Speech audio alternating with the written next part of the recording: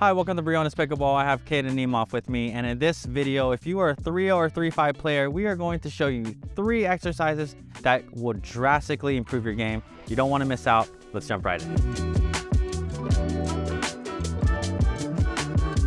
So in this drill, we're going to be tossing and working on our footwork, but when we catch, our goal is to catch this ball in front of our body and in our striking zone every time, which means we need to catch this ball in between our legs, regardless of where that ball is. And if we're not doing that, when we actually put a paddle in our hand, we're now changing our motion and our swing completely. So we need to catch this ball inside our striking zone and out in front of our body.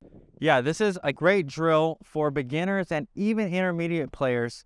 What we're using here for the majority is we're using that shuffle step like we talked about in previous videos. If you're going to your left, make sure from this camera here that you lead with your right foot and you bring it in and shuffle here. And if you're moving to your right, you're going to start with that left foot and bring it in and then move your right foot. Again, this footwork is super efficient and it is the correct way to move. This is exactly how we're going to be moving when we're dinking.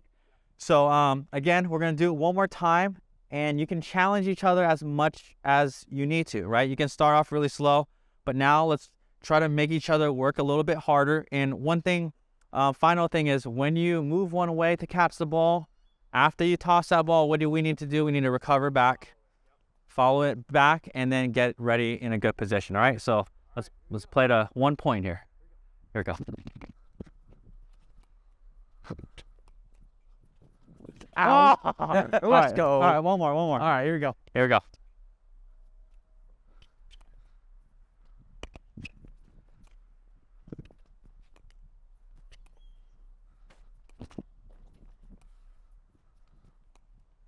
Oh, let's go. Okay. So it doesn't really matter. I mean, you can, catch it with your right hand, both hands. The main key thing is that we are moving our feet and shuffling efficiently and getting in front of that ball. Remember, we want to be hitting that ball as in front of us as we can, and our accuracy will go up. Lots of people ask me, how do you learn how to slow the ball down? This is the best way to do it. I see a lot of people taking big swings and things like that, moving a lot as they're trying to reset the ball. Again, when we're trying to hit a reset, we need to have a still body so that we can really absorb the ball and let the paddle do the work. So, Caden, you're going to get in a good stance right up at the net here. Okay? So come a little closer. So Caden's about a foot or two from the net. I know that you wouldn't be standing like this in the game, but I'm going to stand right here. I'm actually going to feed him some balls, and his goal is to just block him into the kitchen. Now, a couple things here. You're going to notice his paddle position is slightly towards the backhand, and these balls that I'm going to be feeding him are right towards his torso. And I just want you to notice his swing as I'm feeding him the ball, okay? So your goal is to try to get it before this non-volley zone line, yeah? Good. Okay, 1. Let's do 5. 2, 3, 4, okay? And 5. Now, notice the swing, right? There's not a lot of backswing at all. Now, he is putting a little bit of slice. Caden, let's try some without the slice, and let's just try blocking. Okay, good. Okay. Good. So what I'm just trying to show you, whether you're putting a little bit of slice like he was or just blocking, if you're trying to slow the ball down, you have to have your paddle still and your body still. Okay, so there's not a lot of punching. If he tried to do this and he punched it out a little bit, that ball is going to go way past where you want it to go. So now, from this position, I'm going to actually move you back 1 step right there. Okay, so he's halfway in the non-volley zone. Same kind of thing here. Do 5 balls. 1, 2, 3, 4, and 5. Okay, notice his body is still, his feet are still, and again, he's just meeting that ball, contacting it well. Now we're going to move him to the back, right to the non-volley zone. And again, there's not much changes here. If he's trying to drop it into this non-volley zone, what he wants to do is be still with his upper body and his legs, and then move that paddle to the sweet spot. Here we go.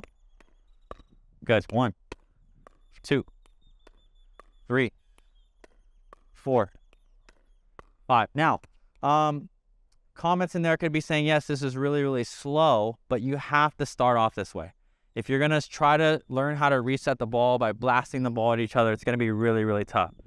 I always teach the beginner and intermediate players, you have to learn how to really be still with your paddle and your body. Any thoughts there, Kenneth? Yeah, I think one of the biggest things that I see is when people are trying to reset, they kind of meet their paddle with the ball kind of like they're punch volleying. So when you guys are working on resetting the ball and slowing the ball down, I want you guys to try and tell yourselves that you're going to take your opponent's pace that they're giving you and use it against them, which means you're not going to meet your paddle to the ball, but you're actually going to let the ball meet your paddle. Yes, good.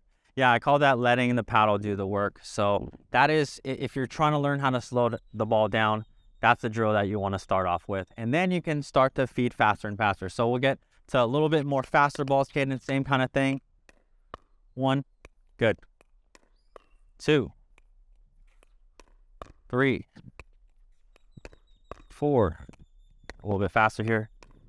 5. Now, again, notice the faster the ball comes, now Caden's got to really make sure that his body is still and then he meets the ball out in front, letting that ball meet the paddle. And make sure you guys keep a light grip. All right, there we go. For the last drill, we're going to be working on a toss volley drill where we are utilizing both our backhand and forehand correctly. I think the most common thing I see is people usually don't sit in a good ready position, and that makes them either chicken wing or maybe windshield wipe. So if you guys are working on your volleys, make sure you guys are starting in a good ready position and using both your forehand and your backhand. All right, should look something like this. All right, so Caden is feeding me. He's not feeding me really, really fast, but again, before I tried this, I didn't really have a drill that I can work on actually switching back and forth to my forehand and backhand. So this is just really, really good, and it helps you kind of, recognize which balls to go on your forehand. Work on that muscle memory. Yep. Yeah. So what would you do after that? You would just feed it a little bit faster, Caden? Yep. So you can speed it up. You can, if you have a hard time with volleys, you can start it slow. As you get a little bit more comfortable with opening up to the forehand and to the backhand properly, you can now start to toss that ball a little bit quicker. One of the things that you'll notice too is my backswing, right? That's probably the most important thing.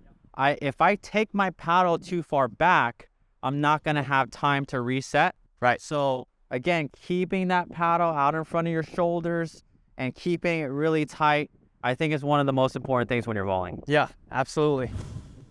So if you get even more comfortable with it, now I can start to feed with my paddle and give it a little bit more juice.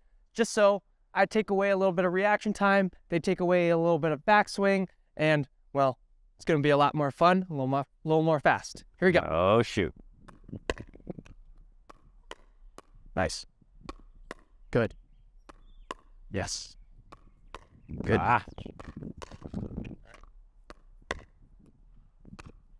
Good. Beautiful. Yeah. So again, that faster pace is a little bit tougher, but just even starting slow like that, it really does help you kind of judge what balls you take as your forehand. Yep, absolutely. If you guys are struggling with chicken winging or possibly windshield wiping, really focus on your ready position. Making sure you guys are coming back to a good ready position is crucial to make sure you guys aren't making any goofy shots. And I will say, if you guys do find yourself chicken winging or windshield wiping, try and break that habit now. I promise you, as you guys continue to use it, it does get harder to break.